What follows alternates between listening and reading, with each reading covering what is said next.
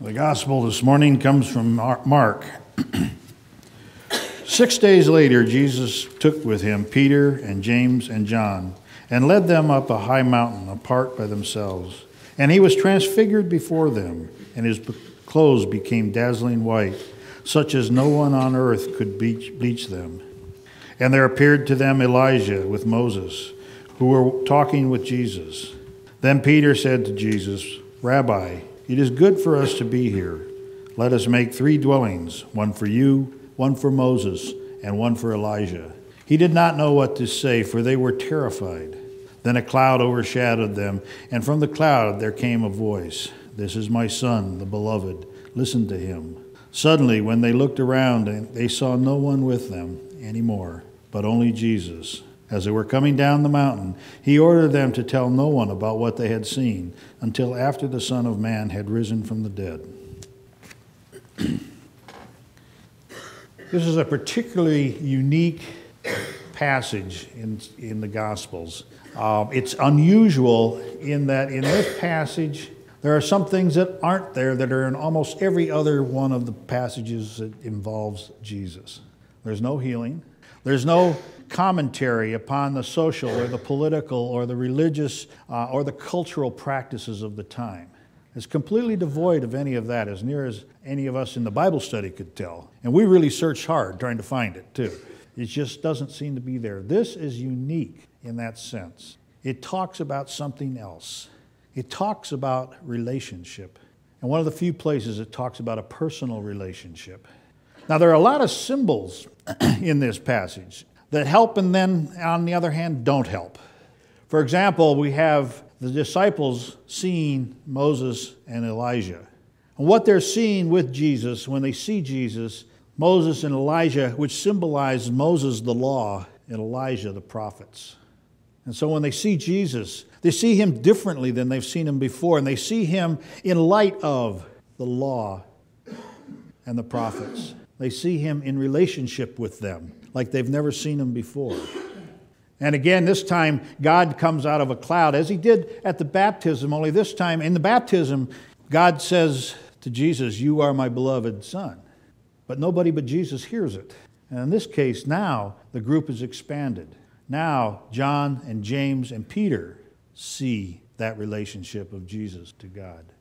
And we could make a sermon, and I have in the past made a sermon about Peter's enthusiasm to mark that occasion by building some memorials, some little shrines, some little temples, to mark that place as special. And you can make a case for that in this passage, but the truth is, Peter suggests it and no one picks it up. It died for a lack of second. If you read the passage, Paula understands that, she's our parliamentarian. It's not the main point. It's just Peter being Peter, enthusiastic, wanting to make it special, wanting to know how he can hang on to it. But this is something more than that. There's something else going on here. In fact, this mysterious thing that's going on is so mysterious that Jesus is aware, and I owe this to my sister Pat, who taught me this last week. Jesus is aware that this experience is so profound that it's beyond word and deed, that it cannot be explained. And so Jesus says, don't explain this yet. Don't try to put it into words. Just live with it, experience it. It might be kind of like the first time you fell in love. You remember that? Don't say who. But the first time you fell in love, you were so overwhelmed with this experience that all your boundaries just disappeared and you were just open. And what a grand, nothing could be more perfect, but you could not put it into words. Poets struggle and they don't get there. Songwriters struggle, they don't get there. It's something mysterious, this sort of unconditional love. And yet this is even bigger. And so I think Pat was right, that Jesus says, you guys aren't going to be able to say that, you're not going to be able to explain this, and people are going to think you're nuts. And it's going to really get in the way. Keep this to yourself for now. You'll know when the right time to speak of it is. But what is this? What is going on here? How do you describe it? I get a kick out of reading some of the Eastern religious writers. They have some wonderful things to say. But they seem to have a way of saying things as if you can achieve it, enlightenment and how I became enlightened. Sort of like a Christian would write a book, Humility and How I Achieved It, you know. And one of them, Deepak Chopra, who's a brilliant mind. He has a brilliant mind, and he's a good writer, and you can learn a lot from him. But he wrote a book whose title I thought was just hilarious, How to Know God. As if the finite can know the infinite. As if the limited can contain the infinite. Now, we get our arms around that. But the truth is we can't. It's too big for us. But we can experience the divine in part. What we can't do is set out a plan and say, I've got a goal. You know, we're a goal-oriented society. I've got a goal. I'm going to have 7 steps to knowing God completely. And here are my benchmarks. And yet we've all experienced some sense of the divine in our lives. It's one of the things that makes us human. And we want to try to describe it, but it's difficult. Just a simple example. I was, a friend of mine and myself took a couple of his horses and we went camping up in the high Sierras. And he knew of some lakes up there that were really, really high and very difficult to get to. It took us 2 days to ride in there, which was a fantastic experience. And I'm glad we rode horses and we weren't walking. Because it is easier. I don't care what they say. It's easier. But as we came up to the lake we were headed for, we came over a small rise. Now, how would you describe a lake? Well, the first thing I saw was the lake. Here's this expanse of blue sitting on a little plateau, kind of, almost like just water in a big round thing. That's the first thing I saw. Then I saw the lake as a mirror. And behind the lake were mountains with snow on them. And I could see them on the lake. And so the lake became a mirror. Came a little closer and looked down into the lake. And I could see through the water. I could see rocks in the water. And so the lake was clear liquid. And then I could see, after watching a little bit, I could see trout swimming in the rocks. And the lake was a home for fish. How do you describe a lake? Which one of those is the true image of a lake? Which one is lesser? Which one is greater? Just a lake. Imagine God. And how would we describe God? And how would we see God? I think we get so busy in our lives. You know, as I said earlier, we're a goal-oriented society. You know, there's certain things we have to do to be successful. And we got to do them in a certain sequence, and we got to do them right away. And when we're done with one, there's no time. We got to get on to the other. And I'll tell you, if you're a parent, you really know what that means, because you've got whatever your other work is in life, and you've got children, and you've got a family. And you know, there's the running into the soccer, into the music, into the Little League, into the Scouts, into the church, and we go and we go and we go. And Sunday morning, and God bless you, you got up this morning and you got busy and you got dressed and you got showered. You got showered first, then you got dressed. Got to get the sequence right. You can get a little confused. And you get in here to come in here on time, and you know you're in a rush. And boy, are we going to start on time? And you know. And then, well, as soon as this is over, well, you know, we gotta have our liturgist training, and we got some of us have to get to a memorial service, and others of us have to get to brunch, and some of us have to get home and take care of the house cleaning that didn't get done. And life is like that. Where in there can you experience the divine? Where can you be with God?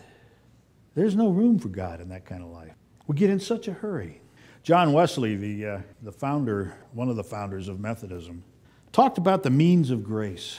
You might say it's John Wesley's book on how to know God, only he doesn't say that. But he said there are means by which we can open ourselves to be ready for God to be present, ready to experience that. There's no guarantee you're going to have it when you want it. But you know, it's sort of like if you want the cows to come home, it's kind of nice to open the gate ahead of time. They may not come home for a while, but if the gate's open, they can. And so John Wesley talks about the means of grace. And I'm going to read just some of them to you, okay? Prayer, not surprising. Private prayer, family prayer, public prayer, consisting of deprecation, humility, confession, if you will. Petition, intercession, and thanksgiving. Do you use each of these? Do you use private prayer every morning and evening? If you can, at 5 in the evening, and the hour before or after morning preaching, do you forecast daily, whatever you are, or wherever you are, how to secure these hours? Yeah? Do you plan ahead for prayer? Do you make it intentional? Do you set aside time? Do you avow it everywhere? Do you ask everywhere? Have you family prayer? Do you retire at 5 o'clock for prayer? I had a parishioner in a previous appointment who was so dedicated to prayer that she built in her closet an altar. She had various symbols in there that meant something to her. And she had a candle to mark the time, so that she lit the candle. It was prayer time.